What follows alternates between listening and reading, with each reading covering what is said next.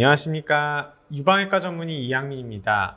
오늘은 저번 영상에 이어서 유가종성 유선염에 대해서 말씀을 드릴까 해요. 유선염은 염증이라 그랬죠. 하지만 염증이라는 거는 꼭 세균 감염, 바이러스 감염 이런 감염에 의해서만 생기는 게 아닙니다. 염증 반응이라는 거는 우리 몸의 어떠한 면역, 방어 기전이에요. 그냥 그 하나의 일련의 현상을 얘기를 합니다. 염증 자체는 죄가 없어요. 하지만 염증이 너무 심해지면 이제 문제가 되죠. 왜 감기 걸렸을 때 아니면 요즘에 이제 코로나 때문에 많은 사람들이 죽고 뭐 후유증이 있고 폐섬유화가 되고 이런 것들이 왜 그러냐면 기본적으로 이물질이든 뭐든 상관이 없어요. 대표적인 게 세균이나 바이러스인데 그런 애들이 들어왔을 때 우리 몸에서는 여러 가지 사이토카인들이 분비가 됩니다. 그 중에서 대표적인 것들이 뭐 인터류킨, 뭐 TGF, TNF, 인터페론 뭐 이런 것들이 있는데 얘네들은 우리 몸의 면역 반응들을 활성화시켜요. 그런 면역 반응들의 1번 기전이 뭐냐면 혈관을 확장을 시킵니다. 그래서 면역 세포들이 그 문제가 되는 그 부위에 계속 공급이 되게 하는 거예요. 그러다 보니까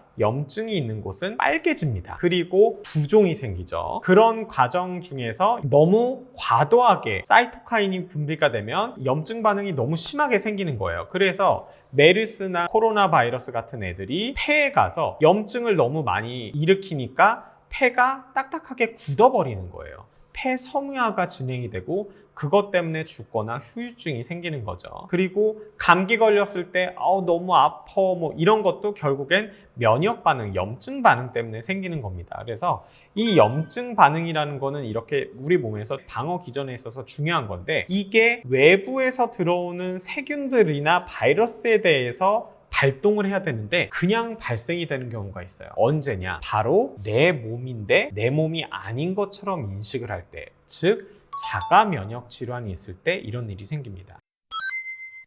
그래서 유방에서도 이런 일이 생기는데 바로 유가종성 유선염이 이런 것과 관련이 있을 것이다 라고 얘기를 하고 있어요. 사실 100% 자가 면역 질환이라고는 하기는 아직은 어렵습니다. 근데 대부분 그런 게 아닐까라고 생각을 하는 거고요. 이게 왜 생겼는지는 의사들도 아직은 몰라요. 근데 어찌됐든 내 유방 세포들을 내 몸에 있는 면역 체계들이 내가 아니라고 생각을 하고 얘를 공격을 하는 겁니다. 그래서 염증 반응이 생기는 거예요. 빨갛고 붓고 이런 일이 생기는 겁니다. 하지만 세균 감염에 의한 것이 아니기 때문에 조금 다른 게 통증은 있을 수는 있지만 열이 별로 안 나요. 그리고 균이 없습니다. 그래서 이 유가종성 유선염과 일반적인 유선염의 차이는 균 배양 검사를 해보면 유가종성 유선염은 균이 절대 나오지 않아요.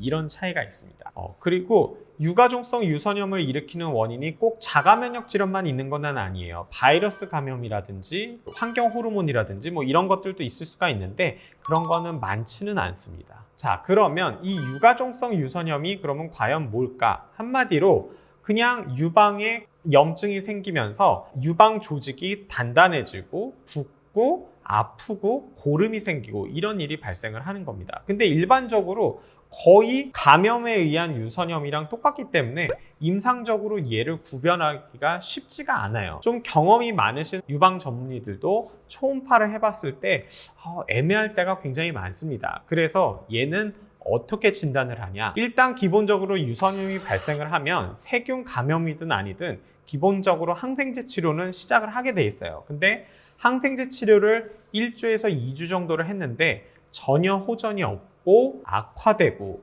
이런 일이 생기면 반드시 유방 전문의는 두 가지를 생각합니다. 하나는 유가종성 유선염, 또 하나는 염증성 유방암입니다. 염증성 유방암은 또 나중에 설명을 드리기는 할 거예요. 그래서 이렇게 항생제 치료에도 반응을 하지 않는 유선염은 유가종성 유선염의 가능성이 있기 때문에 그때는 조직 검사를 해야 됩니다. 조직 검사를 해서 이게 그냥 균 감염에 의한 건지 아니면은 이게 유가종성 유선염인 건지를 확인을 하는 거죠. 그리고 만약에 유가종성 유선염이 있다 그러면 쓸데없는 면역 반응이 발생을 한 거기 때문에 면역 반응을 억제시키는 스테로이드를 사용을 하게 됩니다. 그렇기 때문에 완전히 다른 치료 방법이 들어가는 거죠. 이렇게 서로 완전히 다른 치료 방법이 들어가기 때문에 이 조직 검사가 키포인트입니다. 그래서 저한테 다른 병원에서 유선염으로 치료를 받고 있는데 호전이 없어서 오시는 분들이 종종 있어요. 근데 그런 분들 조직 검사해 보면